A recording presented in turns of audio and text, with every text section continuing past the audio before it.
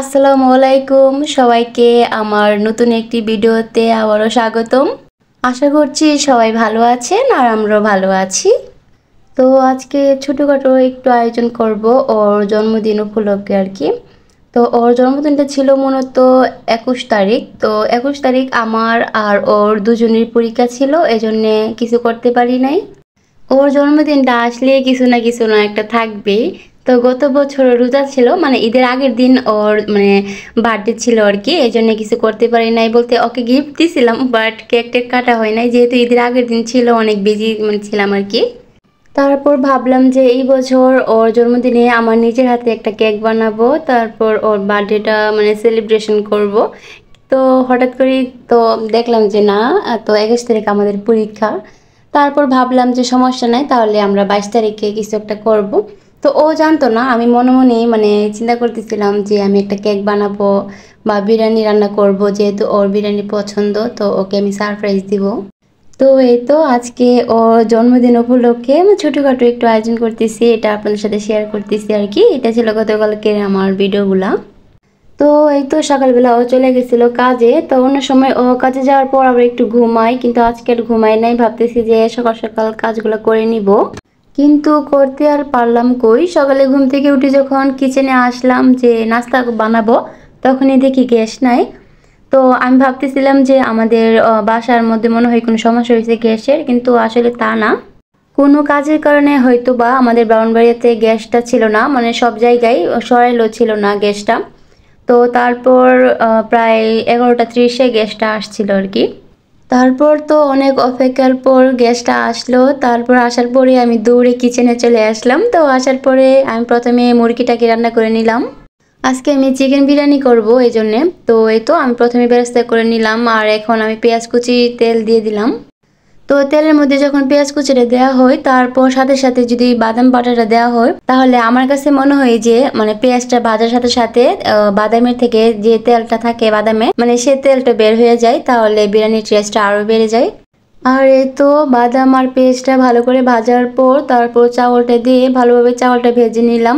আর ভাজাটা যত ভালো হবে বিরিয়ানিটা ততই ঝরঝরে হবে। তো যাই হোক, এখন আমি দিয়ে দিলাম মুরগির মাংস যে রান্না করে রাখছিলাম, তো ওইটা। আর হ্যাঁ, এখানে কিন্তু আমি রাঁধুনি বিরিয়ানি মশলা প্যাকেট একটা দেওয়া হয়েছে। তারপর পর্যাপ্ত পরিমাণ পানি দিয়ে দিলাম, কাঁচামরিচ দিয়ে দিলাম। তো সব কিছু দেওয়ার পর আমি পানিটা যখন শুকিয়ে গেছিলো, দমে রেখে গোসলে চলে গেছিলাম। তো এখন গোসল থেকে এসে আবার ভালো করে একটু নাড়াচাড়া দিয়ে নিচ্ছি। আর এই তো আমার বিরিয়ানিটা খুবই ঝরঝরে হয়ে গেছে, আর বিরিয়ানির স্মেলটা দারুণ আসতেছিল। তো যাই হোক, ও তো বাসায় ঢুকিয়ে বলতেছিল, মিলি তুমি কি বিরিয়ানি রান্না করছো? তো ও জানতো না আমি যে বিরিয়ানি রান্না করব আজকে। তো যাই হোক, বিরিয়ানিটা এখন আমরা দুজনে খেয়ে নেব। দুপুরের খাবারটা খেয়ে তারপর ও যাওয়ার পর আমি কেকটা বানাবো আর কি। ওর কাজের চাপ দিন দিন বেড়ে যাচ্ছে, তো প্রায় সময় ও বাইরে লাঞ্চটা করে নেয়। আবার অনেক সময় বাসায় এসে তারপর খাওয়া দাওয়া করে আবার চলে যায়। তো আজকে ও আমি আগে বলে রাখছিলাম যে আজকে কিন্তু বাসায় খাইতে হবে দুপুরে। তো এই তো ও চলে আসলো, তো খাওয়া দাওয়া করে আবার বের হয়ে যাবে। তো তখন আবার আমি যা যা আয়োজন করা করবো আর কি। আর এই তো এখানে আমি এখন একটু সুন্দর করে সার্ভ করে নিচ্ছিলাম।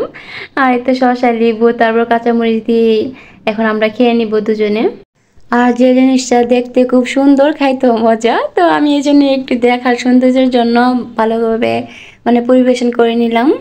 আর এই তো মুরগির কলিজা, আমার কাছে যে মুরগির কলিজা কত মজা লাগে। মুরগির কলিজা, তারপর গরুর কলিজা, কলিজা আমার কাছে অনেক ভালো লাগে আর কি।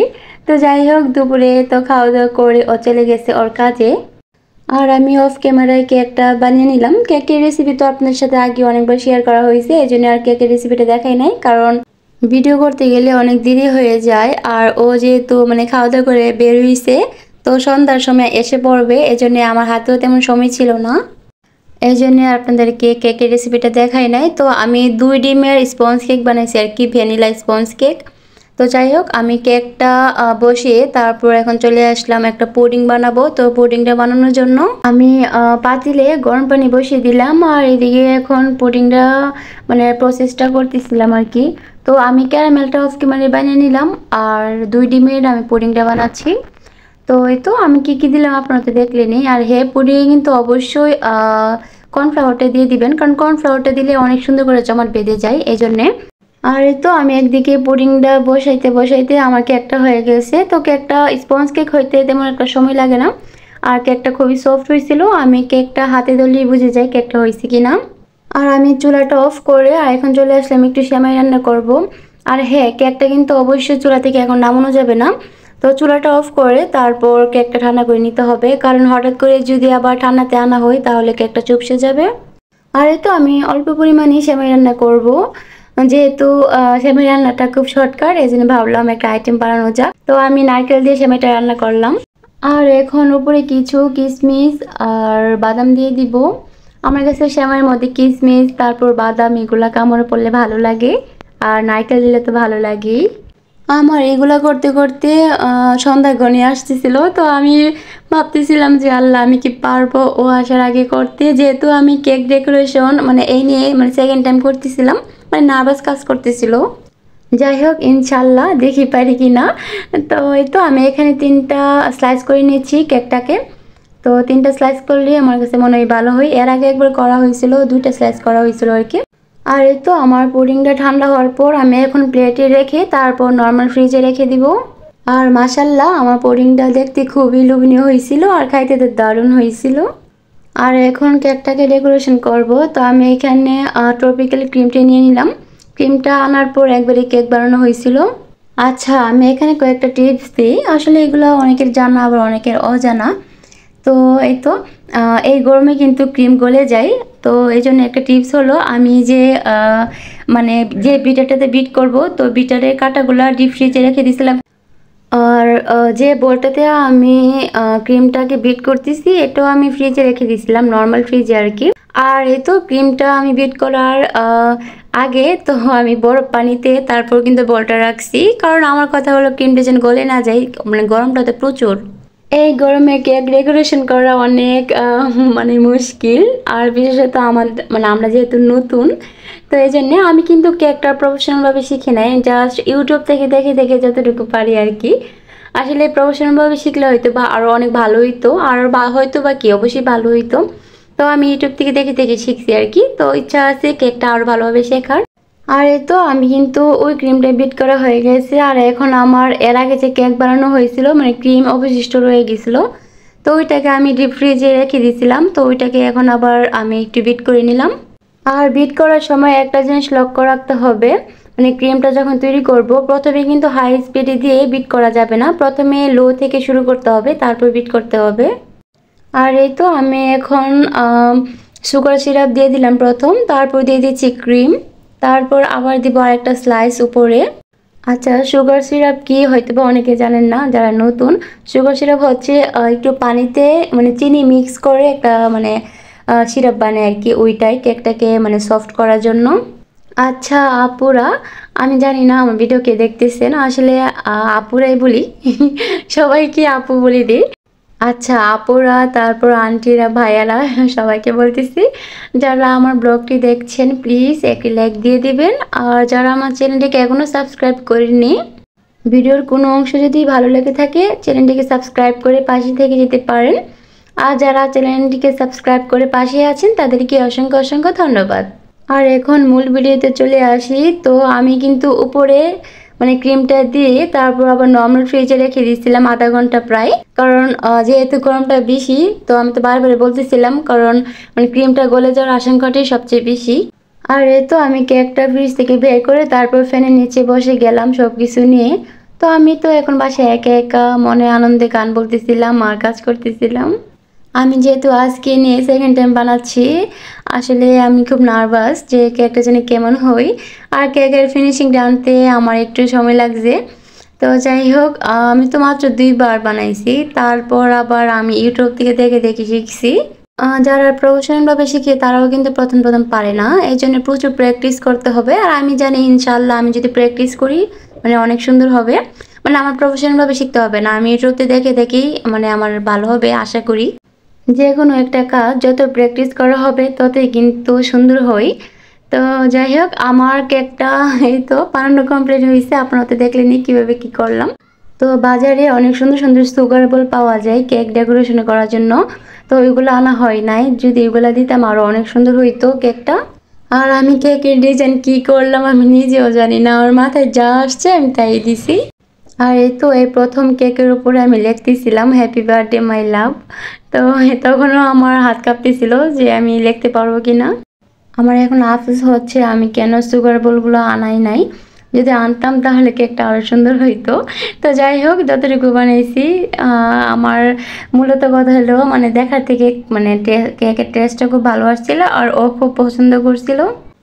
আর হ্যাঁ, মাঝখানে আরেকটা কথা বলিনি, আমি কিন্তু পুডিং তারপর সেমাই কেক মানে বানাইতে ও এসে পড়ছিল, এই জন্য যে আর কিছু আর করতে পারি নাই। তারপর আমার ছোটো ভাইকে কল দিয়ে বলছিলাম যে সিঙ্গারা সমোসা নিয়ে আসতে ইয়া থেকে আর কি, মানে দোকান থেকে। আমার ছোটো ভাই এগুলো পাইছে না, তো আজকে সব কিছু মিষ্টি আর ঝাল কিছু আর করতে পারলাম না। আমি ভাবছিলাম যে কেকটা ডেকোরেশন করে তারপর ভেজিটেবল রোল বানাবো, তো আর সময় পাই নাই। আর এই তো সন্ধ্যার একটু পরে ও বাসায় আসছে, তো আসার পর বসে আসছিলাম। তো আমি ক্যামেরাটা অন করে হঠাৎ করে ওকে আমি গিফট দিলাম। তো আমি এখানে একটা গেঞ্জি তারপর শার্ট মানে ওর জন্য কিনে নিয়ে আসছিলাম আর কি, ওদিন যে মার্কেটে যাওয়া হয়েছিল ওর বার্থডে গিফট। ও কিন্তু এখনও জানে না ওর জন্য যে আমি কেক বানাইছি। তো এগুলো আমি লুকিয়ে রাখছি, একটু পর ওকে দেখাবো আর কি। ও তো অনেক খুশি গিফটগুলো দেখে। আর এই তো গেঞ্জিটা খুব মানাইছিল ওকে, আর শার্টটা একটু মানে টাইট লাগে আর কি। ওর এক্সেলই লাগে, কিন্তু অনেক এক্সেল আবার ওর লাগে না, একটু জাস্ট মানে মানে ফিটিং হয়ে গেছে, ওর একটু লুজ লুজ পরে। তো সমস্যা নেই, এটা আবার বদলে আনতে পারবো। আর ওর জন্য আমি যে শার্টটা নিয়ে আসছি শার্টটা ছিল ম্যাগনেটের, সুতি শার্ট ছিল না। তো শার্টটা নাকি নতুন বেরিয়েছে, কাপড়টা দামি ছিল দেখলাম। ও ভালোবেসে আমি বারে বার তোমারিও মনে হারাবো, এই জীবনে আমি যে তোমার, মরণেও তোমারই রব, তুমি ভুলো না আমারি নাম। আর এই তো কেক কেটে আমরা খেয়েও নিলাম, তো এখন আমরা পুডিং খাবো। আর হ্যাঁ, একটা কথা, গিফট কিন্তু আমি একা দেই নাই, আমার আম্মা ওকে গিফট করছে, বাট ওকে টাকা দিয়ে দিছে ও নিজের ইচ্ছা থেকে যা কেনার জন্য। তো আলহামদুলিল্লাহ আমার পুডিং তারপর সেমাই কেক সব কিছুই ওরা খুব পছন্দ করছিল, আর তাতে আমি অনেক খুশি। আর এই তো পুডিংটা কিন্তু আসলেই খুব সুন্দর হয়েছিল আর খাইতেও মজাই হয়েছিল। আর এই গরমে ঠান্ডা ঠান্ডা পুডিং খাইতে তো ভালোই লাগে। তো আমরা তারপর রাতের খাবারটা খেয়ে নিলাম। তো রাতের খাবার দুপুরে বিরিয়ানি ছিল, এগুলোই খেয়ে নিলাম। আর আমরা এখন সেমাই খাবো, তো সেমাইটা নাকি অনেক মজা হয়েছিল। তো ঠিক আছে, সবাই ভালো থাকবেন, আল্লাহ হাফিজ, আসসালামু আলাইকুম।